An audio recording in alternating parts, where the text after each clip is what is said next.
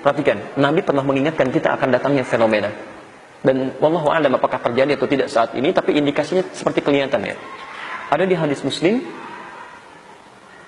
Mau yang kitab asli atau yang terjemahan? Oh baik, kita bahas dulu ya. Kalau Anda punya kitab aslinya, cari Sahih Muslim. Ada 9 jilid ya, syarah Imam An-Nawawi. Bu Bapak coba cari jilid yang pertama, halaman 111, bab yang keempat, hadis nomor 6. Posisinya sebelah kiri paling atas dari Abu Hurairah. Ya. Cetakannya dari Darul Hadis, Kaira, tahun 2002. Harganya kalau dirupiahkan 450.000.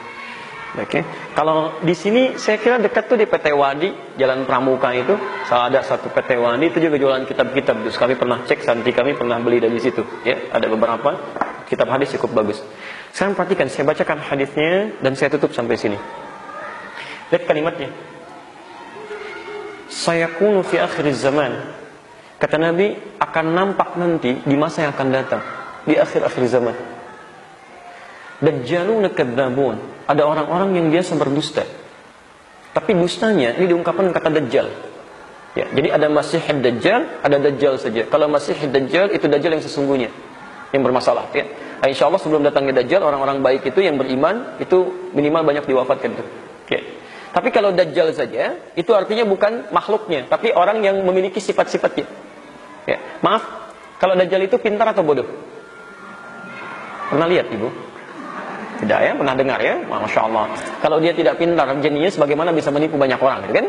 Baik. Yang menarik, kata Nabi, akan nanti muncul di akhir masa orang-orang pintar, tapi pembohong. Jadi yang bohongnya bukan orang bodoh. Kalau pembohong orang bodoh bisa kita tinggalkan. Ini orang pintar, Pak. Dan dustanya bukan dusta urusan dunia. Yuhadditsunakum bima lam tasma'uhu wa la yasma'unahu ahba'ukum. Dia akan bicara tentang masalah agama yang membuat kita menjadi terkejut. Jangankan Anda yang kaget, kata Nabi. Kami pun orang-orang dulu yang mendengar itu, sekiranya mendengar, akan ikutan kaget. Dan yang bicara bukan orang bodoh, orang pintar. Kalau orang bodoh bicara masalah agama, Anda bisa tinggalkan. Tapi kalau orang pintar bicara, Masya Allah. Ada yang S1, S2, S3, S-nya banyak sampai dingin, kan? Ada level profesor macam-macam. Dia bicara masalah agama. Tapi isinya salah. Dusta. Pernah dengar kalimat ini? Semua agama itu sama, menuju pada Tuhan yang sama, cuman caranya beda-beda. Pernah dengar kalimat itu? Masya Allah. Saya sampaikan ya, mohon maaf ya. Yang menyampaikan itu kan bukan orang-orang bodoh, orang-orang pintar. Dan yang paling menarik, kalimat seperti tadi tidak pernah diucapkan oleh orang-orang paling bodoh di zaman jahiliyah pun. Saya mau sampaikan gini ya, misal dulu zaman jahiliyah ada utusan-utusan kepada Nabi Sallallahu Alaihi Wasallam dari beberapa pembesar. Mereka menyampaikan proposal kepada Nabi. Ya Muhammad, kata mereka Sallallahu Alaihi Wasallam, kita memang beda. Lihat kalimatnya, kita memang beda. Tapi perbedaan ini tidak harus menjadikan kita berselisih sampai perang. Sudah begini saja, kita gantian saja. Sekarang kami ikut nyembah Tuhan kamu, besok-besok kamu yang ikut nyembah Tuhan kita. Maka turunlah kemudian surah Al-Kafirun. Qul ya ayyuhal kafirun la a'budu ma ta'budun. Ujung ayatnya lakum dinukum waliyadin. Untuk kamu kepercayaan kamu, untuk saya punya saya. Kenapa ada respon lakum dinukum waliyadin? Karena mereka mengatakan kita memang beda. Jadi sebodoh-bodohnya orang jahiliyah masih mengakui bahwa agamanya beda. Jelas ya? Sepintar-pintar orang sekarang lebih bodoh dibandingkan orang jahiliyah. Ada yang mengatakan, Masya Allah, semua agama itu sama. Kata Nabi, jangankan Anda yang kaget yang mendengar. Orang jahiliyah kalau dengar itu bisa ikutan kaget. Jadi masalah tuh ya. Tidak pernah diungkapkan dulu. Ini siapa? Kata Nabi, iyyakum wa iyyahum. Hati-hati dengan mereka. Itu bahaya. Ya, saya katakan ya, ingat kalimat saya ini. Lebih berbahaya orang liberal dibandingkan dengan orang musyrik. Hati-hati. Ya, lebih bahaya orang liberal dibandingkan dengan orang kafir. Karena orang kafir itu masih mungkin dia bisa bertobat, kemudian dia menerima hidayah, dia masuk Islam. Orang liberal itu salah satunya bahayanya bisa menghambat orang mendapatkan hidayah. Ini orang mau masuk Islam, mendapatkan hidayah, dia katakan, kenapa semua agama itu sama? Jadi ketika dia akan berislam, dia nggak jadi itu karena dia merasa semua agamanya sama. Ya. Ada orang menyimpang perilakunya, misalnya homoseksual, kan? Ada yang lesbian, dia tobat, dia sadar itu salah. Ketika dia akan bertobat, tiba-tiba muncul kalimat, kamu diciptakan fitrahnya memang begitu dalam hidupnya. Itu Itu fitrah kamu. Ya Allah ya Rabbi. Jadi ada orang ingin berbuat jadi baik, dia terhambat di situ. Itu tingkat bahayanya. Ya. Makanya kata Quran, hati-hati dengan orang seperti ini. Kalau menemukan yang seperti itu, Masya Allah. Quran surah keempat ayat 140. Posisi paling kiri sebelah bawah di pojok. Saya akhiri. Ya. Ada Quran surah An-Nisa ayat 140. Wa qad nazzala 'alaikum fil kitabi, dan telah tetap ketentuan dalam Al-Qur'an. An idza sami'tum ayatillahi, kalau pernah Anda mendengar ayat-ayat Allah, yukfaru biha, diingkari. Ya, awas, kalau Anda misalnya dengar orang ceramah, kan? Orang menyampaikan sesuatu, tiba-tiba bertentangan dengan ayat Allah, hukumnya beda. Wa yustahza'u biha, atau minimal mengolok-olok. Ya, misal ada orang Islam nih mengaku muslim menyampaikan, oh jangan mau dibodohin misalnya kan, dengan surat Al-Kafirun misalkan ayat 1 misalkan, orang Islam yang menyampaikan tuh. Ya, dia merasa muslim, punya tafsiran sendiri, mengolok-olok ayat Quran, memalingkan pada sesuatu yang berbeda. Ya. Misal kami pernah dapat telepon dari salah seorang ulama ya di Indonesia Jumat yang lalu. Ya, beliau meminta supaya kami memberikan tanggapan atas perbedaan penafsiran Al-Maidah gitu kan. Ada beberapa tokoh tiba-tiba menyampaikan Al-Maidah 51 begini. Demi Allah saya katakan ya, para pakar tafsir, mufassir kita itu dari yang klasik sampai yang kontemporer, kami keluarkan kitab-kitabnya, kami baca satu-satu itu. Dari mulai Ibnu Katsir itu kan, ada kemudian Al-Alusi dengan Ruhul Ma'ani, ada kemudian kitab-kitab yang lain Mafatihul Ghaib Ar-Razi, ada kemudian bahkan Jami'ul Ahkam Al-Qurtubi, sampai yang kontemporer ada yang Sya'rawi, As-Sa'di, Al-Maraghi. Itu semua pakar tafsir yang hafal Quran dengan 14 riwayatnya. Di 7 riwayat mutawatir, 3 riwayat masyhur, 4 riwayat syadznya. Mereka hafal hadisnya, mereka paham ilmu bahasa Arabnya. Semuanya tidak ada beda, semuanya sama. Tidak ada yang beda, semuanya sama. Bahkan Ibnu Katsir itu sampai mengeluarkan asbabun nuzulnya, kenapa ayat ini turun.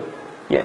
Sampai diberikan contoh bagaimana Umar pernah memecat seorang pejabat yang non muslim yang diangkat oleh Abu Musa Al-Asy'ari. Di Abu Musa Al-Asy'ari mengangkat pejabat di wilayah Basrah, ya kan? Non muslim, kata Umar bagus nih kerjanya. Ketika dilaporkan, Umar belum tahu kalau dia non muslim. Panggil ke Madinah. Kata Abu Musa Al-Asy'ari, dia belum bisa masuk ke sini. Kenapa? Apa karena junub? Bukan. Karena dia misalnya non muslim. Saya sebutkan kalimat non muslim saja ya. Baik. Dia non muslim. Langsung dipukul pahanya oleh Umar. Apa kamu tidak tahu dengan ketentuan Allah? Dibacakanlah Quran surah Al-Maidah ayat 51 itu. Ini Umar itu lebih dekat dengan Nabi. Paham ayat Quran, lebih mengerti tentang kedudukan hukum. Anda bukan sahabat, surganya belum jelas, tidak dekat dengan Nabi, amalan berantakan, hisab menegangkan, bisa beda dengan Umar. Ya kan? Dan semua ahli tafsir itu sama semua pandangannya, nggak ada yang beda. Tiba-tiba kalau muncul orang, entah dari mana belajarnya, hafal Quran juga enggak, hadis juga enggak tahu, bahasa Arab belepotan, bahasa terjemahan pakai bahasa Inggris, Masya Allah. Lalu tiba-tiba Anda menafsirkan Quran, Anda siapa gitu kan? Nah kata Quran, kalau ada orang seperti ini, tapi hebatnya Masya Allah, fala taqudu mahum. Quran tidak mengatakan celah dia, tidak. Kita nggak usah mencela. Awas hati-hati, di Quran itu nggak ada ajaran untuk mencela orang, menyakiti orang lain dengan lisan, tidak. Ya. Awas, ingat rumus ini ya. Ingat rumus ini. Ibu bapak sekalian, mencela sesuatu yang sudah kotor dan salah, itu nggak ada kerjaan. Yang sudah jelas kotornya, kenapa dicela lagi? Karena jelas buang-buang waktu. Lebih baik lisan kita digunakan untuk yang baik-baik. Ya, baca Quran, kan? Kemudian gunakan yang baik-baik. Mencela yang sudah jelas salahnya itu keterlaluan menurut saya. Ya, itu nggak ada kerjaan di situ. Ya. Contoh begini, ayam itu kan diciptakan dengan nafsu, jadi selalu salah, tidak pernah punya sifat takwa. Jadi kalau hewan ayam berbuat salah, ibu bapak jangan celah, itu nggak ada kerjaan. Ya. Anda nyapu lantai, dipel sampai bersih bening, tiba-tiba ayam lewat buang kotoran, Anda celah, dasar ayam memang begitu. Anda nggak celah pun sudah begitu, gitu kan? Nah ini ada orang-orang yang lisannya kotor, yang pandangannya kotor, berbuat kekotoran, kata Quran, jangan celah orang itu, buang-buang waktu. Fala taqulu mahum, cukup jangan dekati dia. Ya, takudu itu jangan duduk, jangan sertai, jangan baca karyanya, jangan dengarkan ceramahnya, tinggalkan bacaannya, tinggalkan seminarnya. Kalau dia punya profesi, kucilkan. Sudah, jangan dipakai jasanya. Kalau pengacara, jangan dipakai jasanya. Kalau orang politik, jangan dipilih partainya. Isolasi semuanya. Ya. Dan itu pun jalan Quran untuk memberikan hidayah, bukan ingin mengecilkan orang ini. Hatta yakhudu fi haditsin ghairi. Sampai dia sadar karena ditinggalkan oleh umat, dia sadar, oh saya salah nih. Sebab orang ini kalau dikomentari biasanya itu lebih banyak kesombongannya dibandingkan dengan pengakuannya. Itu sudah fitrahnya. Quran surah kedua ayat 204 sampai dengan 207. Posisi paling kiri dari atas sampai tengah tuh. Bahkan di ayat 207-nya, wa idza qila lahu taqillaha. Kalau Anda ingatkan kamu salah loh, kamu keliru. Akhadathul izzah. Dia malah lebih sombong sampai nyundul ke langit tuh. Hati-hati, malah lebih sombong. Kamu siapa? Gini-gini dan itu poinnya. Ini daripada Anda buang-buang energi untuk mengingatkan orang seperti ini, lebih baik Anda doakan supaya dia dapat hidayah kebaikan-kebaikan, lu kucilkan dia sampai dia sadar. Selesai. Jelas ya? Nah, tapi poinnya mohon maaf. Tolong jangan bayangkan yang macam-macam. Saya tidak bicara masalah politik ya, tidak bicara masalah persoalan tertentu. Saya cuma menyampaikan kaidah yang ada di Quran itu yang saya sampaikan. Jelas di sini? Baik.